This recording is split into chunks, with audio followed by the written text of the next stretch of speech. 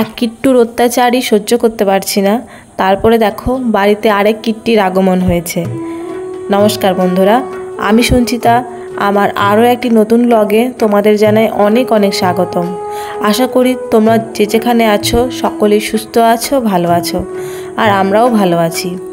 এখন বাজে সকাল ওই 7:30 থেকে 8:45-র মধ্যে। এইমাত্র আমি ঘুম থেকে উঠলাম, উঠেই দেখি ও বাড়ির দরজার একদম মুখেই বসে আছে। আসলে মা সকাল সকাল উঠে যায়, তো উঠে ওই একটু ছড়মারুলি দেয়, সেই সুযোগে ও ঘর ঢুকে গেছে, দরজা খোলা পেয়েছে। এখন ওকে বের করার চেষ্টা করছি, কিন্তু ও তো কোনো মতেই বেরোবে না। বের না করে উপায় নেই, আসলে ছোট বাচ্চার বাড়ি তো, বাড়িতে বেড়াল আনাগোনা করুক খুব একটা চাইছি না, আবার তাড়াতেও পাচ্ছি না, মা ষষ্ঠীর বাহন। দেখি একটু কিছু খাইয়ে ওকে চেষ্টা করব বের করার, কিছু তো করার নেই। বিড়ালটাকে একটু খাইয়ে কোনো রকমের বাড়ি থেকে বের করলাম। তারপর দেখো স্নান টান করে ফ্রেশ হয়ে এখন আমি চলে এসেছি সামনের বাড়িতে ফুল তুলতে। ফুল তুলতে এসেই শুনতে পাচ্ছি মেয়ে উঠে গেছে, কান্নাকাটি করা শুরু করে দিয়েছে।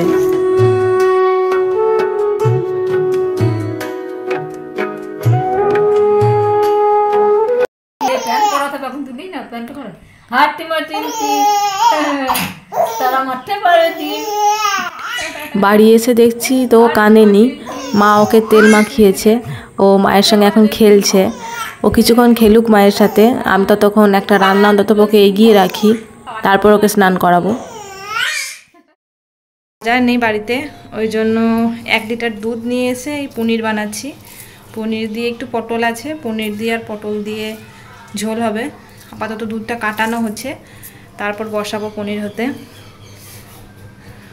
মাই দুধটা কাটায়, আমি খুব একটা ভালো দুধ কাটাতে পারি না, ওই জন্য মাকে বললাম তুমি দুধটা কাটিয়ে দাও, তারপরে আমি শিল চাপা দিয়ে দেবো, তাহলে ভালো জমে। এই যে দেখো 1 লিটার আমুলের দুধ ছিল আমার, তাতে আমার এতটা পনির হয়েছে। ঠিক আন্দাজ আমি বলতে পারবো না কতটা হলো, মানে মাপে কতটা হলো। তো এবার আমি এটাকে পিস পিস করে নেবো। এই যে কাপড়ের মধ্যে পেঁচিয়ে আমি রেখে দিয়েছিলাম শিল চাপা দিয়ে, তো ভালোভাবে বসে গেছে, একদম জমে গেছে। এবার আমি এটাকে পিস পিস করবো, তারপর রান্না করব। তো চলো আমি এটাকে পিস পিস করি।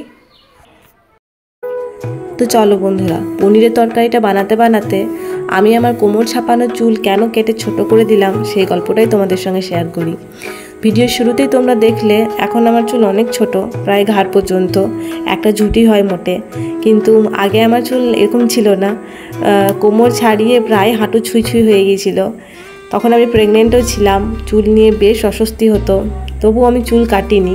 চুলের প্রতি অনেকটা ভালোবাসা ছিল ছোটোবেলা থেকেই, কিন্তু চুল রাখার প্রতি ভালোবাসাটাই শুধু নয়, আমার এক অন্য অভিসন্ধি ছিল চুলটা রাখার পিছনে, আমি তোমাদের তা শেয়ার করছি। আসলে আমি আমার চুল কেটে ফেলে দিইনি, আমি আমার চুল ডোনেট করেছি ক্যান্সার পেশেন্টদের। তার পিছনে অনেক বড় একটা কারণ রয়েছে, আমার ছোটোবেলার থেকে জড়িত। আমি আমার দাদুর সঙ্গে খুব বেশি অ্যাটাচ ছিলাম। দাদু মানে আমার মায়ের বাবা, তো উনি ক্যান্সারে মারা গেছেন। পারিপার্শ্বিক বিভিন্ন কারণের জন্য সেই মুহূর্তে আমি আমার দাদুর জন্য কিছু করতে পারিনি, বা দাদুর সঙ্গে আমি একবার দেখাও করতে পারিনি। সেই জন্য আমার মনের মধ্যে ভীষণ ক্ষোভ ছিল যে আমি সত্যিই কিছু করতে পারলাম না। তো সেই ক্ষোভই বলতে পারো আমাকে অনুপ্রেরণা জাগিয়েছে যে আমার কোমর ছাপানো ভালোবাসা কারোর মুখের হাসি ফোটাক।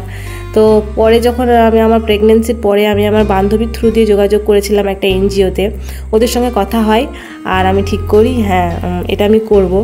তো আমি পড়তে পেরেছি শেষ পর্যন্ত। সার্টিফিকেটটা আমার হাতে এখনও আসেনি, তার জন্য কিছু অফিসিয়াল কাজ রয়েছে, হয়ে গেলেই পেয়ে যাব। সার্টিফিকেটটা এলে তোমাদের সঙ্গে আমি শেয়ার করব। তবে তোমরা আমাকে কমেন্ট করে অবশ্যই জানিও আমার সিদ্ধান্তটা কি সঠিক হয়েছে যেটা আমি নিয়েছি। আর ভিডিও শেষে আমি আমার লং হেয়ারের ভিডিও দিয়ে দেব, যখন আমার চুল অনেক বড় ছিল। তোমরা কমেন্ট করে জানিও কেমন ছিল আমার চুল, আর আমার আবার কি রাখা উচিত অতটাই বড় চুল।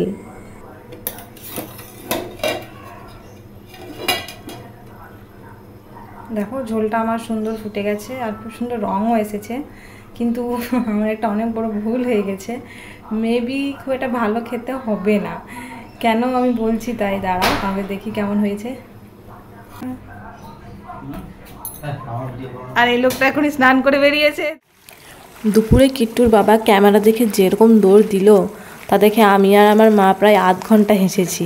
তো যাই হোক বন্ধুরা, এখন সন্ধ্যাবেলা যাচ্ছি একটু বাজারের দিকে। আর অবস্থা দেখো, পুজো শুরু হয়ে গেল আর আমাদের জল কমার কোনো নাম নেই। এখন তোমাদের আমি আমার লং হেয়ারের ভিডিও শেয়ার করছি। ছোটো থেকে আমি চুল রাখতে বড় ভালোবাসতাম। শেষমেশ আমার এত ভালোবাসা কারোর মুখে হাসি ফোটাতে পেরেছে, এটা ভেবে নিজেকে বড় ভাগ্যবান মনে হয় যে ভগবান আমাকে এই সুযোগটা করে দিয়েছিল। এর জন্য আমি মা ভবতারিণীকে অনেক অনেক অনেক ধন্যবাদ জানাই। তোমরাও যদি আমার এই হেয়ার ডোনেশন দেখে অনুপ্রাণিত হয়ে থাকো তাহলে আমার সঙ্গে যোগাযোগ করতে পারো, আমি যথাসাধ্য সাহায্য করব। তো চলো, ব্লগটা আর বড় করছি না, এখানেই শেষ করছি। ভিডিওটা কেমন লাগলো কমেন্ট করে অবশ্যই জানিও, ভালো লাগলে একটা লাইক করে দিও। আর এরকম ভিডিও আরও দেখতে চাইলে আমার চ্যানেলটাকে সাবস্ক্রাইব করে নিতে পারো। দেখা হবে খুব তাড়াতাড়ি, ততক্ষণে সবাই ভালো থাকো, সুস্থ থাকো। শেয়ার করব আমার জীবনের আবার নতুন কোনো একটা অধ্যায়। ততক্ষণের জন্য বাই বাই।